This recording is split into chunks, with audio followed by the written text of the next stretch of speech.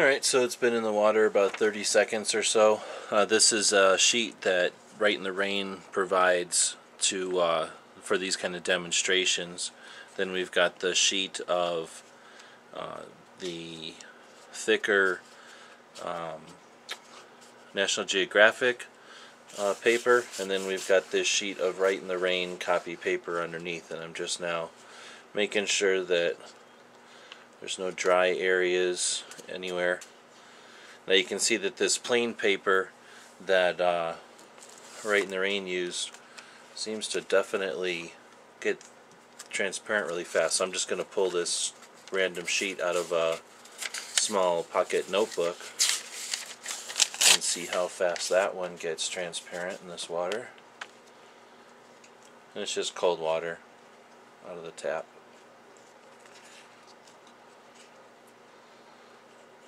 Not quite a fair comparison because this last piece of paper wasn't in here quite as long, but I just wanted to see how fast it would turn transparent, and it is turning transparent fairly quick.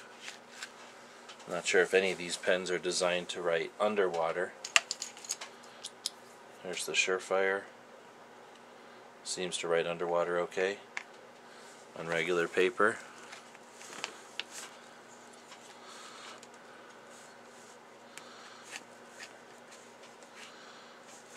So there we can write on all the various types now. We've got the Write in the Rain sample. We've got a plain paper sample from Write in the Rain. We've got our own plain paper sample. Then this white sheet is the National Geographic, and then the sheet on the very bottom is the Write in the Rain copy paper. So we'll just do SF again for Surefire, and it seems to have written okay there. Very poorly there. Okay, but poorly on the regular paper. Very poorly on the National Geographic. And I'm losing it on the Write in the Rain under there. Next we'll do the Schrade.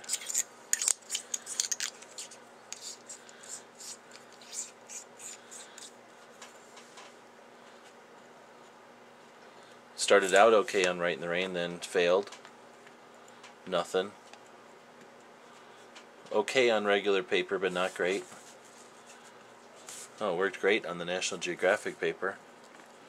And it worked okay on the Write in the Rain down there. Maybe it's getting its ink back.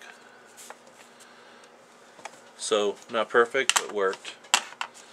We're not even going to try a Sharpie. If anybody's ever tried to write in a Sharpie, it would just ruin the Sharpie. Next up is this Tom Anderson. It seemed to work okay on Write in the Rain. Not very good on plain paper. It worked okay on our version of plain paper. Worked great on the National Geographic. And it worked okay but not great on the Write in the Rain copy paper there. Next up is the Smith & Wesson. Worked okay but not great on Write in the Rain. Didn't work at all on their plain paper. Worked okay but not great on our plain paper. Didn't do too good here, but I was hitting an indentation in the material here. It writes pretty decent on that National Geographic. And it writes okay but not great on the Write in the Rain. And keep in mind, I'm writing all of this under 1/8 inch of water. Everything is soaking in water, and I'm writing in water. And then the Uzi pen works good in Write in the Rain. Works okay actually on plain paper, although it's starting to rip. Worked a little better on our version of plain paper. Works great on the National Geographic. And works pretty darn good on the Write in the Rain. Wow, the Uzi really did a good job. And then we'll try the Pico. Almost forgot it there, magnetized to the top. It seemed to work okay on Write in the Rain. It actually worked okay on their sample there.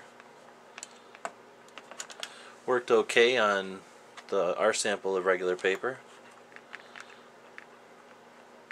It actually didn't do very well on the National Geographic. It wrote, but very sloppily.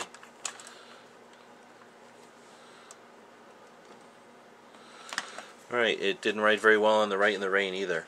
Now I'm sure that it's not designed to be an all-weather pen, but again, we're just testing since we have it here. And then the one that should win is the Write in the Rain's own pen. And you saw what happened. It was unscrewed a little bit, so I thought it was in, and I pushed the button and it came really unscrewed.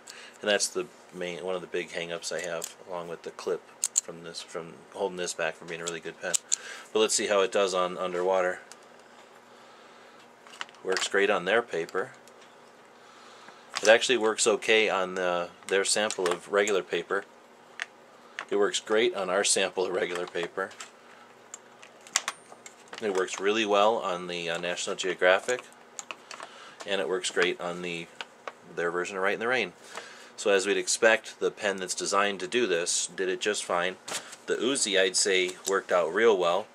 The Smith & Wesson came in right below that one, and it looks like the Schrade worked pretty well as well. So again, this has nothing to do with the pens. Obviously it's the inserts, but what we're really testing here is which of these pens comes with an insert that can handle writing in conditions like this.